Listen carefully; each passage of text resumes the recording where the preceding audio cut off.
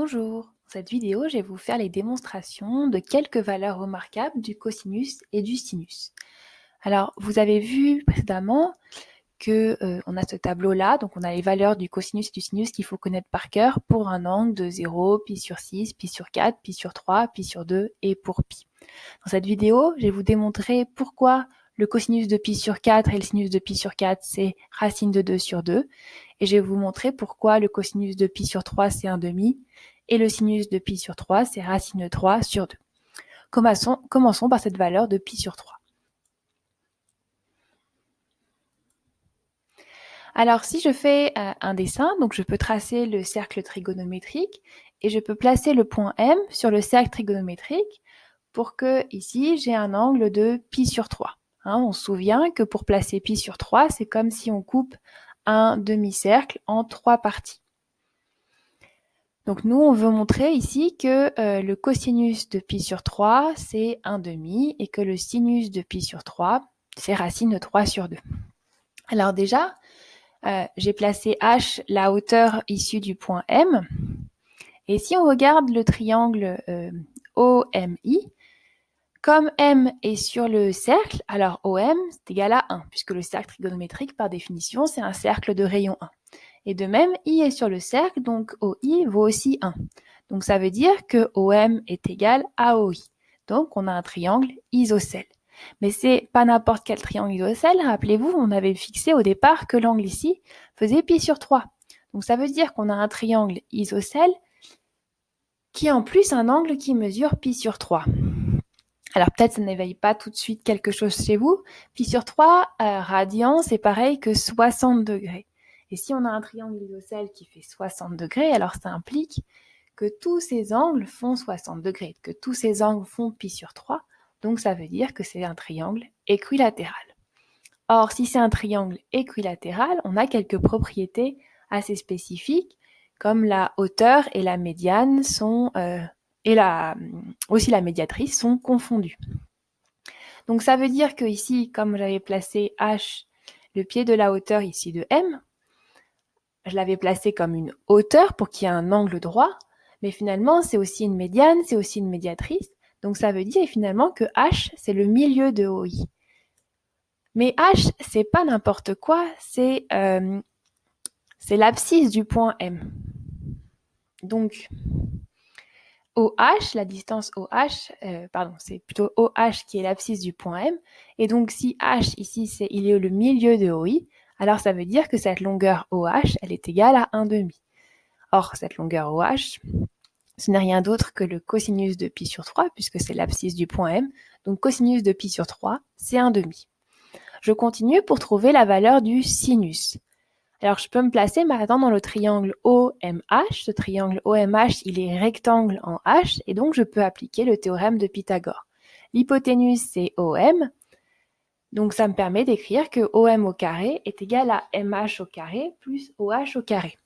Moi, je cherche le sinus de pi sur 3. Le sinus de pi sur 3, c'est pareil que la longueur MH, puisque sinus de pi sur 3, c'est l'ordonnée du point M. Et donc, je peux isoler MH. Donc ici, MH carré, c'est OM au carré moins OH au carré. Mais en fait, cette inégalité, on la maîtrise très bien puisque OM, ce n'est rien d'autre que 1, puisque M appartient au cercle. Et puis OH, on vient de le voir, c'était 1/2. Donc OH au carré, c'est 1/4.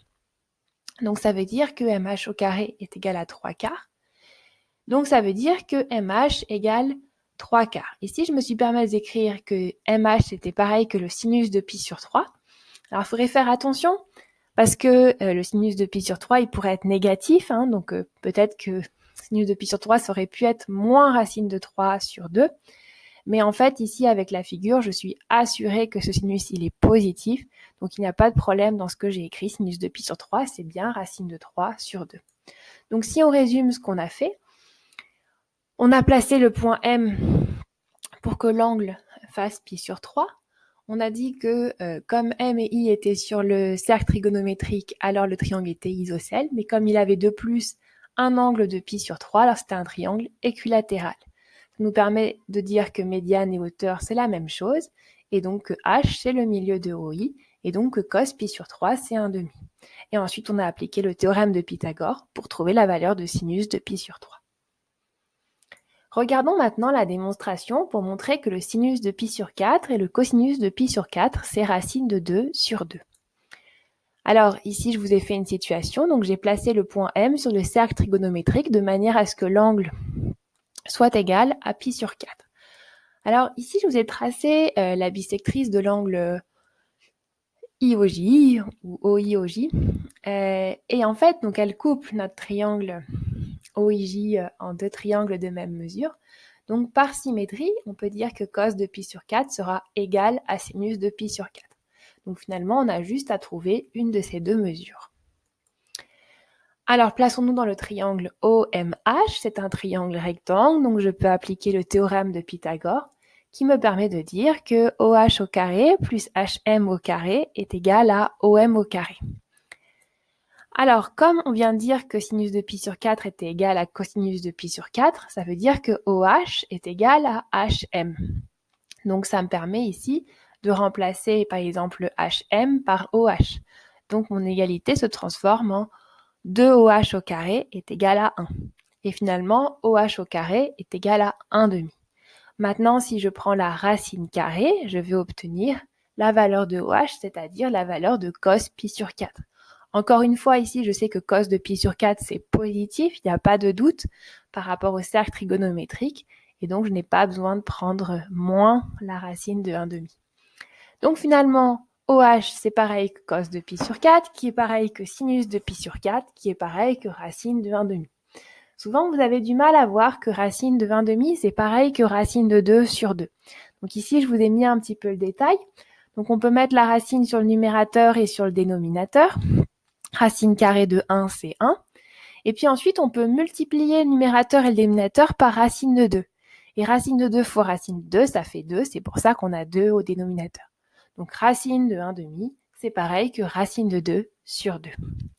Donc si on écrit mieux cette petite preuve que je viens de vous raconter, donc si on place M pour que l'angle soit de pi sur 4, ou que M soit le représentant de pi sur 4 sur le cercle trigonométrique, alors la droite OM est un axe de symétrie dans le triangle OIJ, ce qui nous garantit que sinus de pi sur 4 est égal à cos de pi sur 4. On peut derrière appliquer le théorème de Pythagore dans le triangle OHM qui est rectangle en H et on obtient que OH carré plus HM carré est égal à OM au carré. Or OH égale HM, donc 2OH au carré est égal à 1, OH au carré est égal à 1/2 et on en déduit que cosinus de pi sur 4 est égal à sinus de pi sur 4 est égal à racine de 2 sur 2. Voilà, je vous conseille de retravailler ces démonstrations, essayez de les refaire par vous-même. Elles ne sont pas compliquées. À chaque fois, vous avez vu, on a utilisé le théorème de Pythagore et puis on a utilisé des propriétés de symétrie. Je vous remercie pour votre attention. Au revoir.